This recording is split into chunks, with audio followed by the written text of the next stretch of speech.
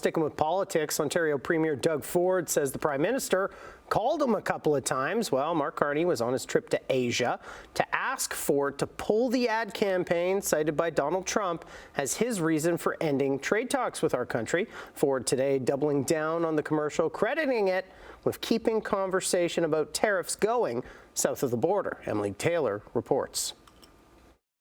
High tariffs inevitably lead to retaliation by foreign countries and the triggering of fierce trade wars. Ontario Premier Doug Ford today again defending his controversial ad that uses the voice of former American President Ronald Reagan to say how tariffs hurt the U.S. economy. President Trump wanted me to pull it one day, and I took 3 more days, and we paused it to get back to the table. It was very, very effective.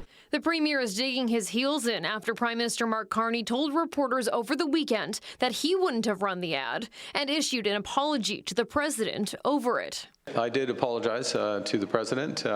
President was offended by the act, or by the ad rather, and it's not something I would have done, which is to put in place that advertisement, and so I apologize to him. I'm not going to go back and forth. I had a different recollection of our conversation. Donald Trump called off trade talks on October 23rd, blaming the commercial that aired on American TV channels. Today, Ford said that Carney, who was on an official visit to Asia, did ask him more than once to take the ads down. But Ford kept them running for the first weekend of the World Series. He called me from Asia a couple times and said, pull the ad. And I said I wasn't going to do it until we're going to pause the ad on Monday. And that's exactly what we did. It was 12.4 billion impressions around the world. And they talked about it on the Senate floor.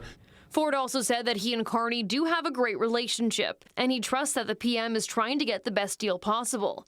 He's calling on Carney to focus on negotiating down tariffs on the auto sector, where a 25% duty on non-CUSMA compliant vehicles is causing uncertainty and layoffs in the province. I always say no deal is better than a bad deal. Trump also threatened to add an additional 10% tariff on all Canadian goods following Ford's ad. With tariffs in mind, the Ford government is expected to present its fall budget on Thursday. Emily Taylor, CHCH News, Hamilton.